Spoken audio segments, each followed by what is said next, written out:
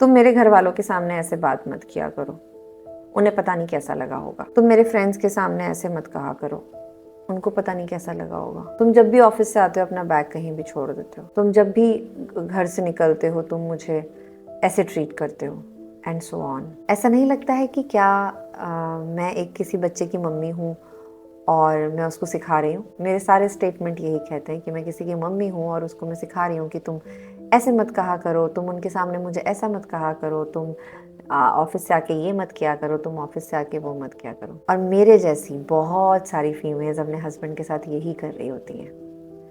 वो कब वाइफ से मदर बन जाती हैं, वो कब केयर वाले एंगल को इतना डीप चली जाती हैं कि उनको ये नहीं समझ में आता कि आप उनकी वाइफ हैं। वाइफ का दर्जा दोस्त का होता है, माँ का नहीं। और ये बहुत सारे लोगों की प्रॉब्लम है। मुझे याद है जब मैं कॉलेज में थी तो हम लोग जब लड़के लड़कियां बैठते थे तो हमारे बहुत सारे फीमेल्स फ्रेंड्स कहते थे, यार मेरी गर्लफ्रेंड हमेशा मुझे ज्ञान देती रहती है। वो कहती ऐसा करो, ये शर्ट पहनो, ऐसे मत करो, वहाँ मत जाओ, इतने बजे वापस आ जाओ। और हम लोग बहुत हंसते थे। शादियों के बाद भी मैं अपने दोस्त से यही बातें सुनती हूँ, मेल्स फ्रेंड्स स्पेशली, यार वो ऐसे करती है, वो ऐसे करती है। और मुझे ये लगता है यार कि ये बात ये अपने पार्टनर को जाके क्यों नहीं कह सकता, ये अपनी वाइफ को क्यों नहीं कह सकता? ये हमसे कह रहा है और हम हंसते हैं। क्योंकि जब मैं इस बात को एक मेल के पर्सपेक्टिव से सोचती हूँ, एक शादीशुदा मर्द के पर्सपेक्टिव से सोचती हूँ, तो मुझे ये बात, जब मैं उन्हें सुनती थी तो मुझे हंसी आती थी, लेकिन आज जब मैं आपसे कह रही हूँ तो मैं इसका साइकोलॉजिकल और इमोशनल एंगल आप लोगों के साथ शेयर करती हूँ, क्योंकि ये मेरा काम है। मैं आपकी रिलेशनशिप कोच हूँ और मुझे पता है कि अगर किसी भी मर्द को बीवी से इंस्ट्रक्शंस मिलते हैं, सही गलत, बुरा अच्छा, प्यारा अप्यारा, ये करो वो मत करो, तो उसको बंधन फील होता है। मेरे से बहुत सारी फीमेल्स डिसएग्री कर सकती हैं, लेकिन सच में ना 2 मिनट के लिए ये सोचो, अगर यही कल को तुम्हारे साथ होने लगे कि तुम जहाँ जा रही हो वो हर चीज़ पे हाँ ना बताए, तुम्हें बताया उसकी माँ के साथ कैसे बिहेव करना है, कैसे उसके दोस्तों के साथ बिहेव करना है, कैसे क्या कहना है, तुमको घुटन लगेगी। और मेरी प्यारी बहनों, तुमको ना ये बात नहीं समझ में आ रही है कि जो बीवी का केयर होता है वो माँ बनने वाला नहीं होता है। बीवी का केयर होता है कि आप अपने पति के सुख दुख में साथ दें, ना कि उसको ये बताएं ये सही है ये गलत है।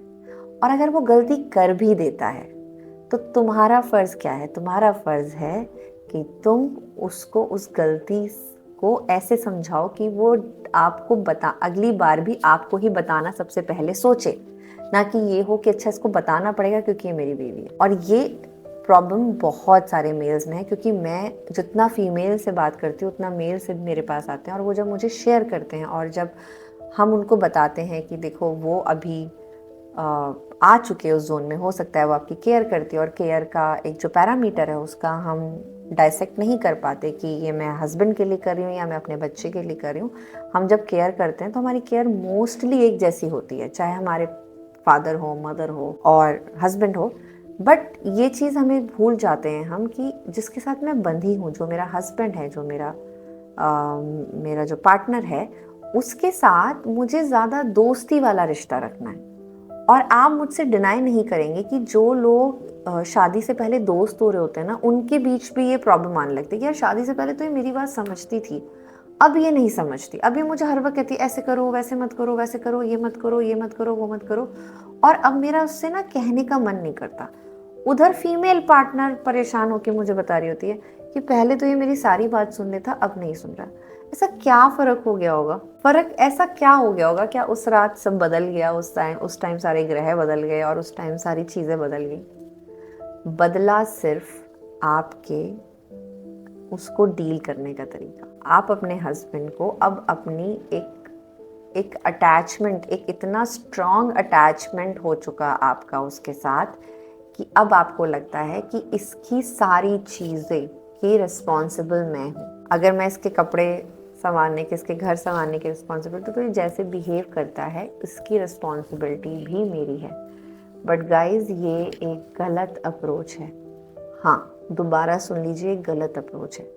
वो एक कंप्लीट इंडिविजुअल है, उसने भी उतनी जर्नी जी है जितनी आपने जी होगी। अगर आपसे छोटा है तो थोड़ी कम, अगर आपसे बड़ा है तो थोड़ी सी ज़्यादा। अब आके अगर उसे उसकी बीवी उसका साथ देने की बजाय उसे ज्ञान देगी तो वो आप दोनों के रिश्ते में डिफरेंसेस लाएगा। ये बात मर्दों पे भी लागू होती है। अगर आप अपनी बीवी को ज्ञान देंगे तो उसके लिए भी वो डिफ़िकल्ट होगा ही होगा।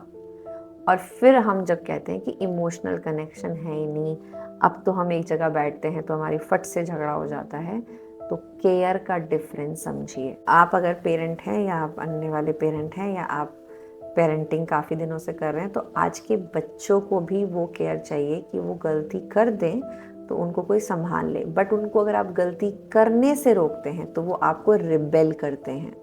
एक 2 साल का बच्चा रिबेल करता है कि मुझे कैसे रोका, बट उसको फिर हम कंडीशनिंग करते हैं, उस पर तो हम पावर कर सकते हैं क्योंकि वो हमसे छोटा है। लेकिन हस्बैंड या आपकी वाइफ आपसे छोटे नहीं है, वो आपका इक्वल का रिश्ता है। 50 उसका 50 उसका। क्या आप अपने 50 में ये सुनना चाहेंगे कि वो आपको इंटरफेयर करे? जैसे आप नहीं चाहेंगे वैसे वो भी नहीं चाहेगा। और मेरी बात मानिए कि अगर आपने ये ओवर केयरिंग करना बंद कर दिया, केयर है, आप उसके बीमार है, ध्यान रखिए, वो अगर कुछ भूल गया है याद कराइए, अगर वो चीज़ें सही से नहीं कर रहा तो उसका तरीका बदलिए कहने का।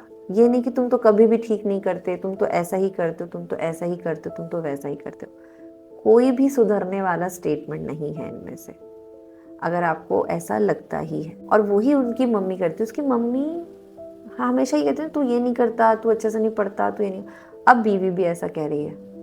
बस फ़र्क इतना है कि माँ का नाम और उनके जो बचपन का साथ है, उनकी जो केयर है, वो फिर भी मदर के लेवल पे समझी जा सकती है। बट जब बीवी आके माँ की तरह कमांड करने लगती है तो वो समझ नहीं आता, क्योंकि यहाँ एज बराबर है, ऑलमोस्ट बराबर है या थोड़ी ऊपर नीचे है, तो ये चीज़ डिफरेंसेस में चली जाती है। और अगर आप इसको चेंज कर लेते हैं, और बहुत सिंपल है कि तू कर एंड टेक योर रिस्पॉन्सिबिलिटी। अगर आपको मुझसे इस चेंज में लाना है तो आप फिर ये जिम्मेदारी लीजिए कि आप कैसे इस पे अपने आप को अपने आप डील करेंगे। जैसे अभी मुझे किसी ने कहा कि मेरा पार्टनर मेरे घर वालों के सामने बहुत साइलेंट बैठता है, वैसे तो वो जॉली है सर, तो क्या ही ज़रूरत है कि आप उसको बुलवाएं? ये उसकी जिम्मेदारी नहीं होगी क्या कि वो आपके पेरेंट्स के सामने अपने आप अपना एक रिश्ता बनाए?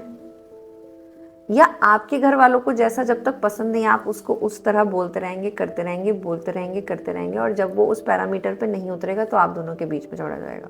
आप ये बात सिंपल सोचो कि अगर आप ये लोग खुद से भी मिलते या ये खुद कभी मिलेंगे या इनको आप जान के मिलवाओ तो देखना इनके बीच में बहुत अच्छा रिश्ता बनेगा।